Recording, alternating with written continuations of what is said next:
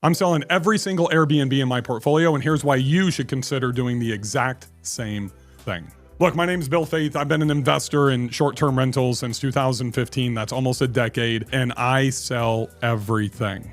Let me unpack this and explain why to you in this video you should be considering selling your properties as well. Even my mega super properties, I sell them, I reposition them, because this is not the old school way of investing to where we buy and hold long-term. If you are trying to scale without investing all of your cash, or if you are cash poor. So one of the biggest hangups in real estate investing is we all run out of cash at some point. Now, I'm going to tell you today, right now, it's May 28th of 2025, and today it is the best day to invest into short-term rentals that I have seen in my decade inside of this. God, I would classify it as the #1 asset class. So what are you waiting for? You're not thinking about selling because you've been primed, you've been trained, you've been groomed to buy and hold, buy and hold, buy and hold. And that's a great strategy to build equity over a long period of time. But if you're struggling from a cash flow standpoint, or you want to accelerate that, you need to sell.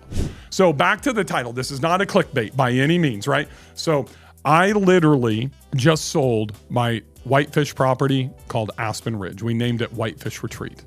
You can see the beautiful pond/lake. Some people call that on YouTube and Instagram. They say that's not a lake. Well, technically it is, because a lake is determined not by circumference and size.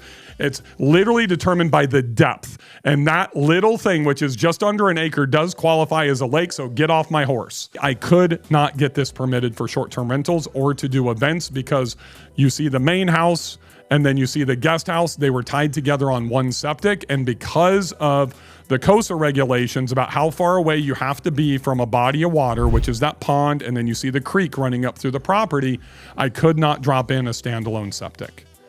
So I had no option but to literally sell that property. That was like my dream property. If you came to my B&B camp in October, you got to experience that. But even before this property, I had to sell another one to level up to get into this property. Now, this property here is in Whitefish, Montana. I paid a basis of $2.8 million for that property. Basically $2.95 with $150,000 seller concession, right? So $2.8 million. To get into that property, I sold Little Dragonfly, which was a 3-2 beachfront property in Fort Morgan, Alabama, that I'd held for about 3.5 years, just under, maybe closer to 4 years, that I sold for $1.7 million. Well, why would you do that? Why would you sell a beachfront property? Because I saw the writing on the wall that literally this bedroom count in Fort Morgan, Alabama started to struggle a little bit. Rents were starting to slide down post-COVID. It wasn't as in demand. My wife loved the property. That was her favorite beach house because it was so close to the beach. But I had so much equity in it. I paid $980 with a $40,000 seller concession. So my basis was $940 into this property. We put about $130,000 into it, right? So I'm in roughly about $1,070,000, and I sold it for $1.7 million. So I sold that, and then I rolled the cash from this back into that Aspen Ridge property that I paid literally $1.1 million more for. So I took the $620,000 basis out of Little Dragonfly and rolled it here into Aspen Ridge. Well, because I couldn't get the permitting, I sold this 7 months later for $3.4 million. $3.4 million. Let that sink in a little bit. 2.8 million to 3.4 million. That's like 19.6%, 20% appreciation in 7 months. So now I'm trying to decide, what am I going to do? So I'm sitting on this cash. No, I did not 1031 it. And some of you may be thinking or asking yourself a question. Did you do a cost seg on it? Yes, I just got the results like last week at $623,000 in benefit that's going to go towards my 2024 taxes. So I had to sell that to be able to get that tax benefit, which I needed. But what am I doing with it now? Now, Bill, they're going to recapture that all on your 2025 tax return. You're 100% correct. But now I'm going to buy another property in Montana, which is at $2.6 million.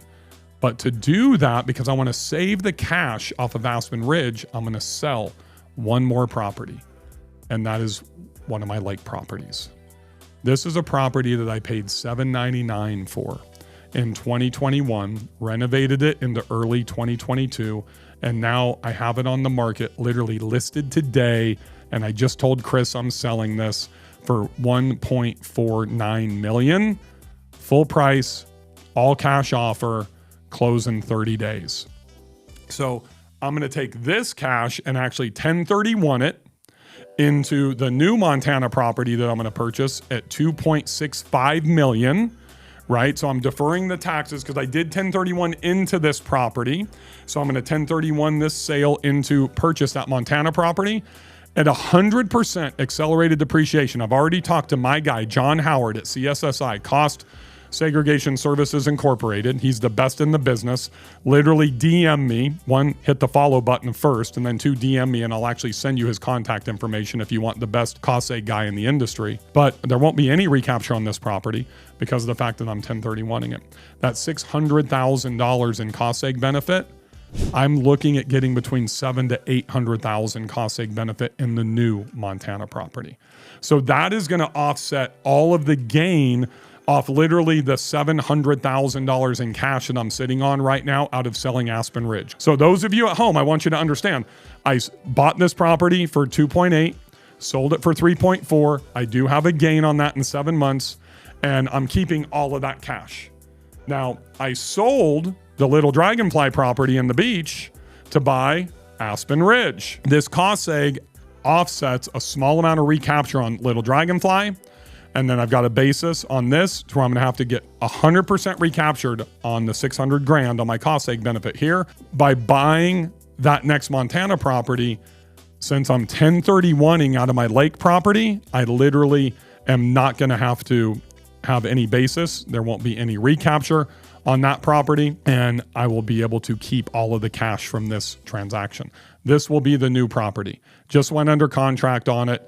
It's got an event center. It's got views. Now understand, this property has a lot of updates. It's basically Golden Girls inside. It's probably going to take me $200,000-$300,000 in renovations to get it up to our level, our speed, but it has a tremendous amount of upside. Hopefully you follow what I'm throwing down here. You don't have to start with a $1.7 million property. This is everything about my 550-250 plan. So you can start a $350,000 to $400,000 property, and then once you hold that, and then you build up enough equity in it, and you can deploy that and buy a bigger property that's going to have faster appreciation and higher cash flow, and now even better tax benefits to sell and to rebuy, then you can level up. So it's funny, my friend John Hodge, who just helped me and Bria renovate our brand new condo in PCB, he's a contractor. He said, "Do you think you're just a flipper and you are not a short-term rental investor?" No, I'm definitely a short-term rental investor, but my average hold time is around 3 years. And I want that to sink in because I'm looking to get into bigger assets that can generate faster appreciation for long-term wealth and bigger cash flow, because that's really the name of the game. So I start small. I just paid $395 as my basis on that condo that I just purchased. In September of last year, I bought a $570,000 condo. In the February of 2024, right before the STR Wealth Conference, I bought a $570,000 4-bedroom, 3-bath in Banner Elk, North Carolina that I turned into a 5-bedroom. So, but I'll hold on to those for 2 or 3 years, wait for that appreciation to increase, and then I will do a return on equity audit and reposition those properties. That's why everything should be for sale. This is a mindset shift, folks. This is how I built my $22 million portfolio on $125,000 upfront investment. I have never put more cash into growing my portfolio. So when you are cash poor, as a lot of us are, understand that you can build a mega portfolio off of super properties without having to continue to put cash into your portfolio. If you really want to learn how to do this in depth, click the link right below. It's the link right at the very top of the description and get into my free 550-250 masterclass. But before you do that, make sure you smash that subscribe button, and I will see you guys in the next video.